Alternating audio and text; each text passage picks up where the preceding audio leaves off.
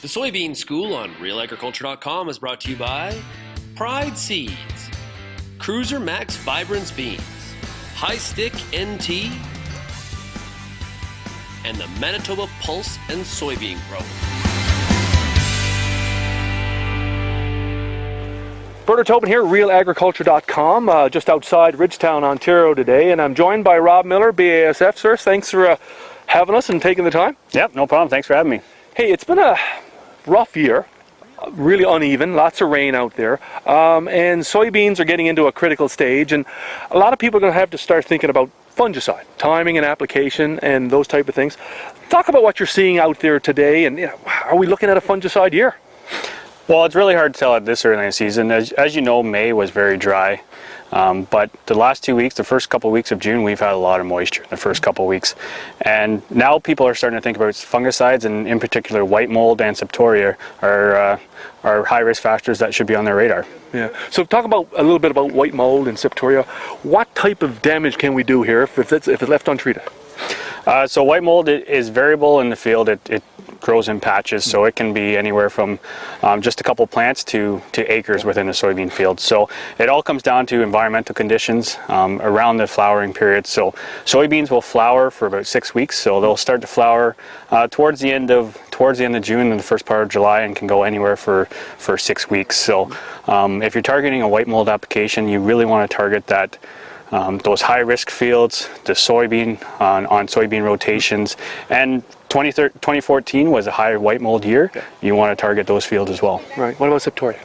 Septoria is already starting to show up this year. It's very, got some here, right? Very early in the season. Yep. So these beans are basically at the second trifoliate. We're already starting to see Septoria show up. At this stage, they're not really of economical concern. Some people are trying to go in there with their second application of glyphosate and spray a fungicide. What we've seen for the most economical yield response is at that R2.5 stage, or at that early pin bean stage. So once you see a pod about ½ inch in length anywhere on the soybean plant, that is the optimal timing when you want to target those fields that don't have a history of white mold. Right. Now, a lot of research coming out of Ridgetown in the last couple of years, University of Guelph, Dr. Dave Hooker on Preaxor, your new product, yep. Looking at a really nice yield bump, and talk about that. Is it 2.5? The stage for that?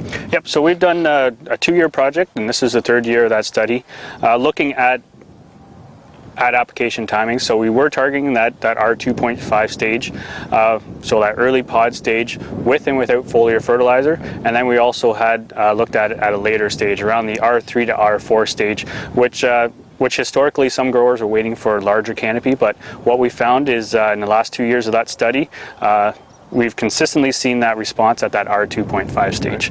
2014, we did see a response at that later timing, but that's just given the environmental conditions, more history of white mold last year, as you know. But the 5 years that we've been doing this timing study, in both our internal studies as well as with Dave Hooker, is that earlier application timing is better. Awesome. Hey, final thought on application, water volumes and coverage.